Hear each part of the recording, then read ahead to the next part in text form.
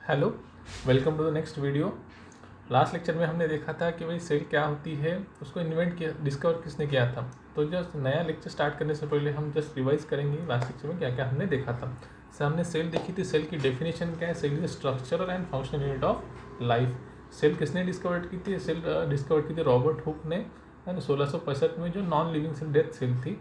Living cell first सबसे पहले किसने इन्वेंट की थी, एंटोनी वॉन लीवनहॉक ने सबसे पहले लिविंग सेल को डिस्कवर किया था। उसके बाद हमने डिस्कस किया था सेल थ्योरी। तो सेल थ्योरी जो हमने डिस्कस किया था उसमें 3 साइंटिस्ट थे। कौन कौन से थे? सबसे पहले जो बेसिक सेल थ्योरी थी वो किसने दी थी, वो दी थी शेल्डन एंड श्वान ने दी थी। उसके बाद उसको एक्सटेंड किसने किया था, विर्चो ने किया था। तो कभी कभी सवाल पूछ लिया जाता है एग्जाम में कि मॉडर्न सेल थ्योरी किसने दी थी। तो मॉडर्न सेल थ्योरी जो दी थी शेल्डन, श्वान एंड विर्चो, तीनों मिला के थी मॉडर्न सेल थ्योरी। अब वो मॉडर्न सेल थ्योरी में क्या क्या बताया था कि उन्होंने 3 बातें बताई थी इंपॉर्टेंटली सेल थ्योरी में, मॉडर्न सेल थ्योरी में। पहली बात उन्होंने बताई थी कि सारे के सारे जो लिविंग ऑर्गेनिज्म हैं वो सेल से बने हुए हैं, है ना। सारे के सारे लिविंग ऑर्गेनिज्म किससे बने हैं, सेल से बने हैं। यानी उनका फॉर्मेशन फॉर्मेशन जो है वो किससे हुआ है, सेल से हुआ है, सारे के सारे लिविंग ऑर्गेनिज्म की। अब दूसरी जो बात उन्होंने बताई थी कि भाई ये जो सारा का सारा फंक्शन है ऑर्गेनिज्म का, it is a product of the function of the cell. यानी कि हम जो काम करते हैं वो एक्चुअल में कौन काम करता है, सेल करता है, function. It is a product of the function of a cell. यानी कि डेफिनेशन होगी ना सेल की, एक प्रकार है सेल की स्ट्रक्चरल फंक्शनल यूनिट। यानी कि सारी की सारी सेल का स्ट्रक्चर सेल से बना, सेल से ही बना है ऑर्गेनिज्म का। और दूसरा सारे के सारे फंक्शन एक्चुअल जो हम कर रहे हैं वो कौन कर रहे हैं, सेल कर रहे हैं। उसके बाद उन्होंने तीसरा जो पॉइंट कहा था वो था ओमनी सेलुलर ई सेलुलर। विर्चो ने कहा था कि सारे के सारे लिविंग ऑर्गेनिज्म जो आते हैं वो प्री एग्जिस्टिंग ऑर्गेनिज्म से ही प्रोड्यूस होते हैं। तो all living organism is produced by the और from the pre existing living organism. यानी कि वो बायोजेनेसिस को प्रिपेयर करते हैं। बायोजेनेसिस में यही कहा गया था कि all living organism is coming from the pre existing living organism. Okay, ये थी 3 मेन पॉइंट सेल थ्योरी में। अब इसके क्या है कि अब उन्होंने सेल थ्योरी दी, ऑब्वियसली तो बाकी साइंटिस्ट है वो भी इनको सेल से को देखेंगे। तो बाकी साइंटिस्ट ने जो ऑब्जेक्शन उठाया था इसके वजह से उसका आंसर नहीं दे सके। तो वो कौन कौन से ऑब्जेक्शंस है जिसके वजह से सेल थ्योरी फेलियर हो गई। तो there are failures of the cell theory, जिसके आंसर थ्योरी नहीं दे सकी।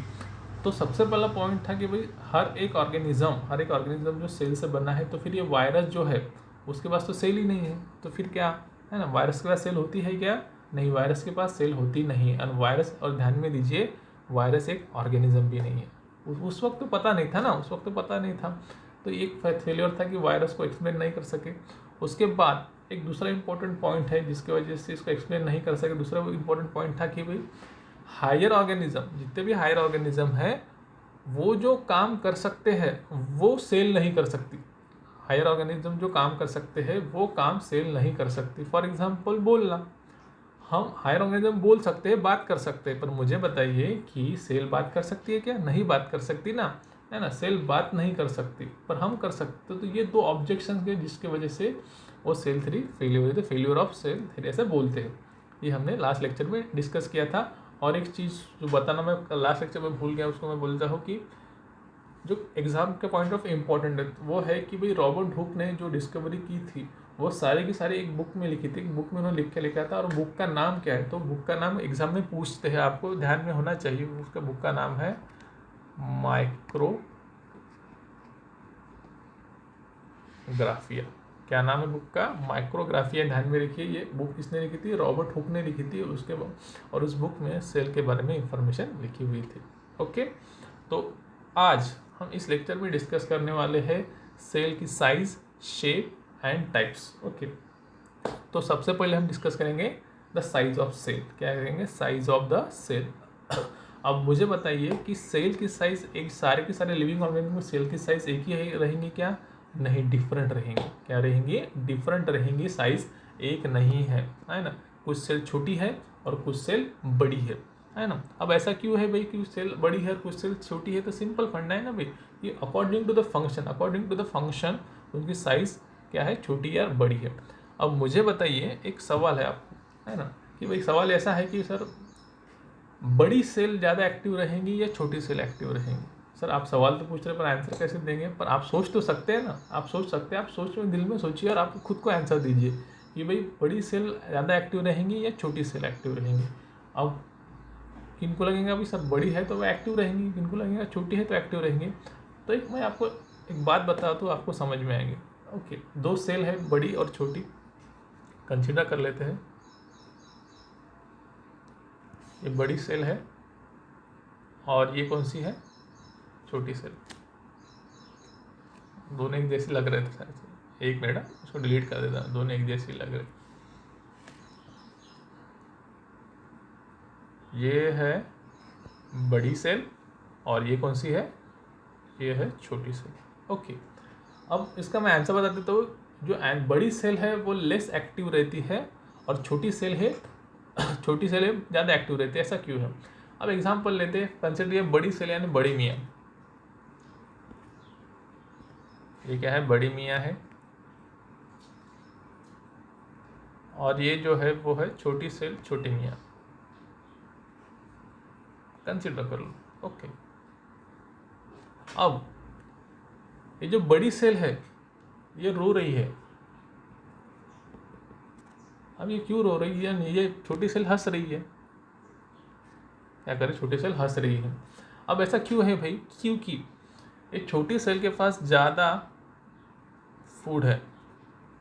क्या है? ज़्यादा फूड ले सकती है और जो बड़ी सेल है उसके पास फूड कम है।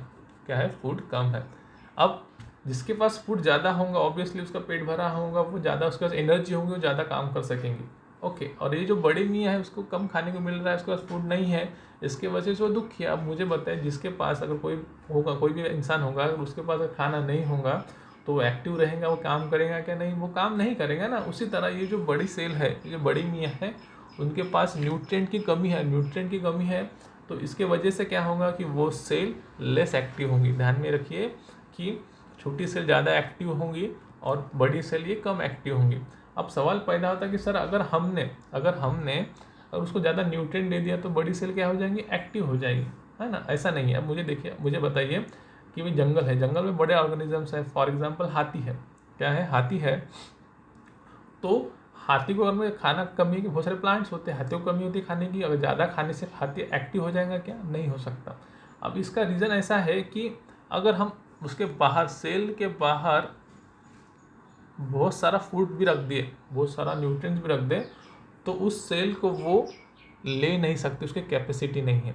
क्या है? कैपेसिटी नहीं है ज़्यादा न्यूट्रिएंट्स लेने की। जैसे कहते हैं डायबिटीज़ इंसान है, कोई भी इंसान है, उसको डायबिटीज़ इंसान है, अगर वो ज़्यादा मीठा नहीं खा सकता ना, उसके सामने भले ही प्लेट भर के मीठा रखा है, गुलाब जामुन रखा है, तो एक को ही खा सकता है क्योंकि उसकी कैपेसिटी नहीं है।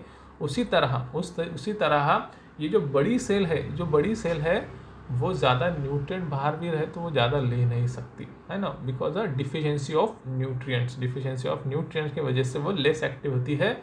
और जो छोटी सेल होती है जो हंस रही है उसके पास न्यूट्रिएंट ज़्यादा है। अब सवाल ऐसा पड़ता है कि भाई बड़ी सेल जो है, बड़ी जो सेल है वो न्यूट्रिएंट ज़्यादा क्यों नहीं ले सकती, है ना? छोटी क्यों लेती है? तो इसका आंसर जो है वो है सरफेस वॉल्यूम रेशो में। क्या है? सरफेस वॉल्यूम रेशो में। जो छोटी सेल होती है उसका सरफेस वॉल्यूम रेशो ज़्यादा होता है ना, एज कम्पेयर टू द बड़ी सेल। सर ऐसा कैसा? सर आप बोलेंगे बोला कि छोटी सेल है तो उसका सरफेस वॉल्यूम तो ऑब्वियसली छोटा रहेगा ना, और जो बड़ी है उसका बड़ा रहेगा। तो हम उसको एक्सप्लेन करेंगे, डिटेल में देखेंगे कि मैथमेटिकली कैसे है। तो एक मिनट। ओके तो सबसे इम्पोर्टेंट पॉइंट क्या है इसका? Surface volume ratio.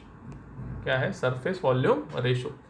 छोटी सेल का सरफेस वॉल्यूम रेशो ज़्यादा रहेगा और बड़ी सेल का सरफेस वॉल्यूम रेशो कम रहेगा। अभी कैसा है मैं बताता हूँ आपको कि अगर दो सेल है, फॉर एग्जांपल क्यूबॉइडल सेल होंगी,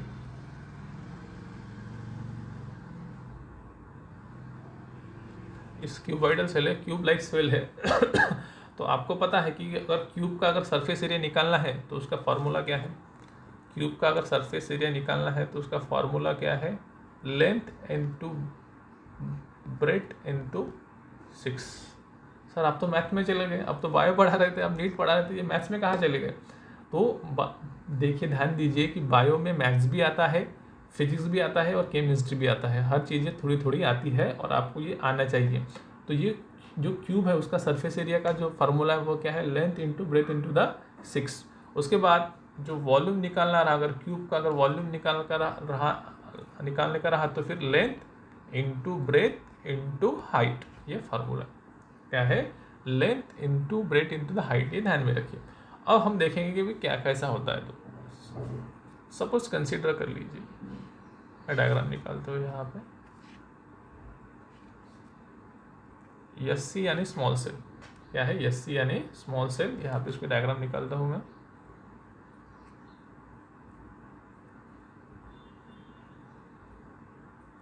अब ये जो स्मॉल सेल है उसकी जो 6 साइड है, यानी कि हर एक क्यूबॉइड सेल की 6 साइड रहती है ना, 1 2 3 4 5 6, 6 साइड रहती है।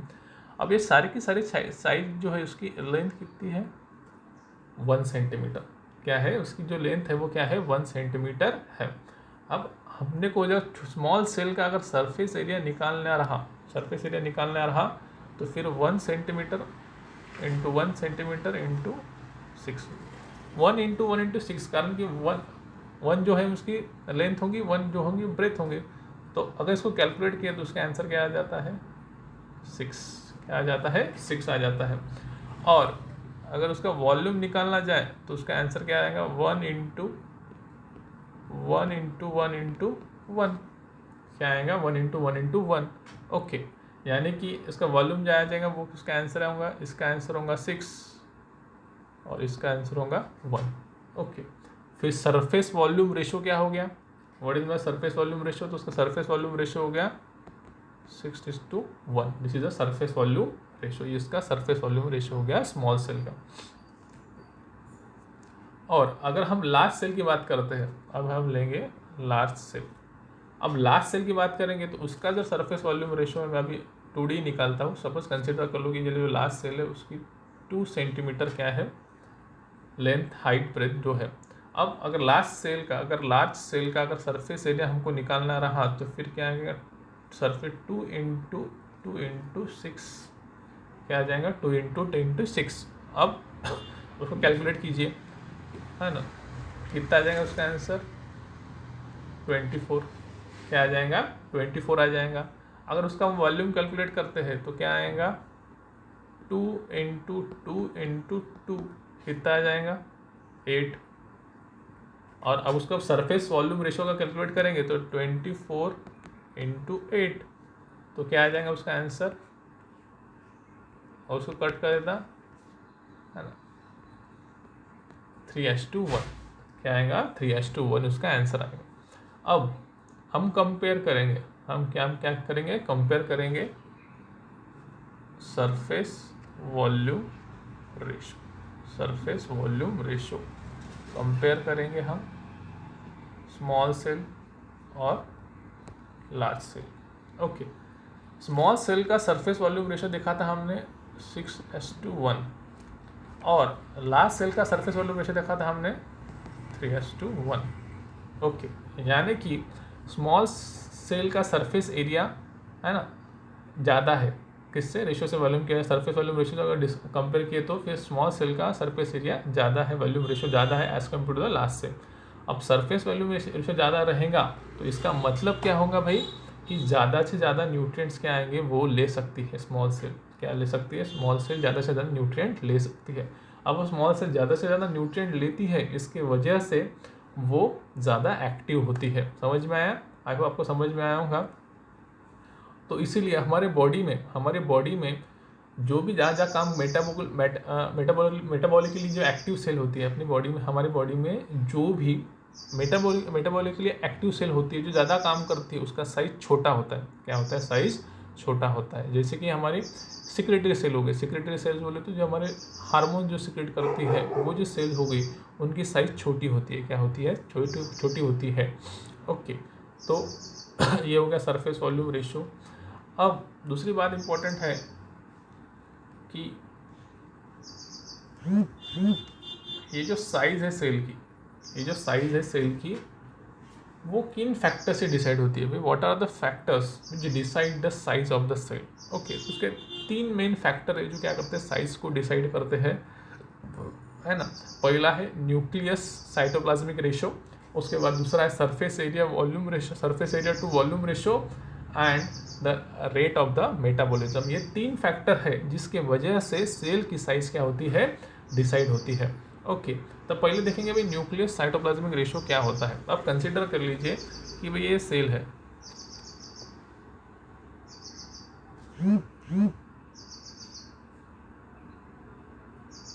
ये न्यूक्लियस है, और आपको पता है कि भाई न्यूक्लियस क्या है, तो न्यूक्लियस ये बॉस है, ये क्या है, सेल का बॉस है।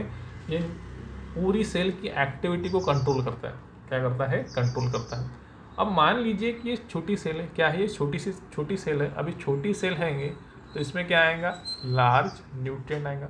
अब ये लार्ज न्यूट्रिएंट जब आएगा तो साइटोप्लाज्म में आएगा, जिसके वजह से क्या होगा कि इसकी साइज बढ़ जाएंगी। तो क्या हो जो इसकी साइज बढ़ जाएंगी। अब ये साइज बढ़ने से प्रॉब्लम क्या होगा कि एरिया बढ़ने से क्या होगा कि ये जो न्यूक्लियस है, जो न्यूक्लियस है वो क्या हो जाएगा, उसको प्रॉब्लम आएगा कि सेल को संभालने का, सारे के सारे फंक्शन संभालने का प्रॉब्लम आएगा। जैसे फॉर एग्जांपल मैं हूँ, अब कंसिडर कर लो कि मैं दिन में 6 से 7 बैच ले सकता हूँ, 8 बैच ले सकता हूँ।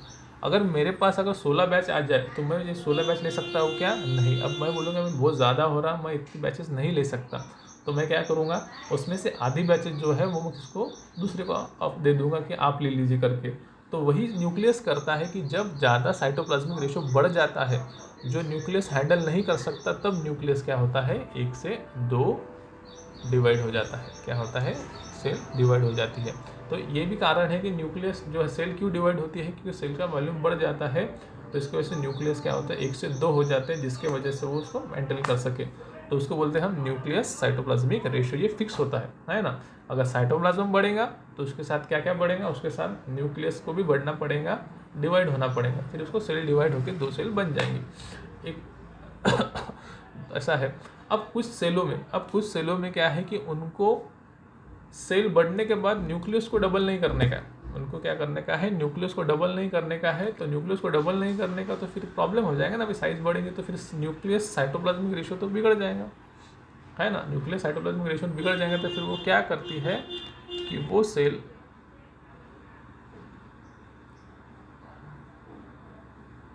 ऐसी विलाय प्रोड्यूस करती है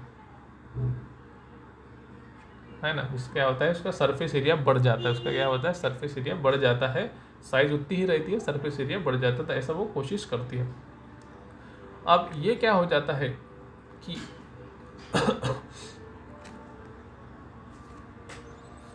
अब मैंने बताया न्यूक्लियस साइटोप्लाज्मिक रेशो बताया था, ये सेल है, अब ये बढ़ेंगी, कंसीडर कर लो ये बढ़ गई। अब इससे क्या हो गया, सरफेस एरिया वॉल्यूम रेशो कम हो गया। अब जब छोटी सेल थी, मैंने बताया था, जब छोटी सेल थी तो उसका सरफेस वॉल्यूम रेशो ज़्यादा था। अब सेल बड़ी हो गई तो इसका सरफेस वॉल्यूम रेशो कम हो गया।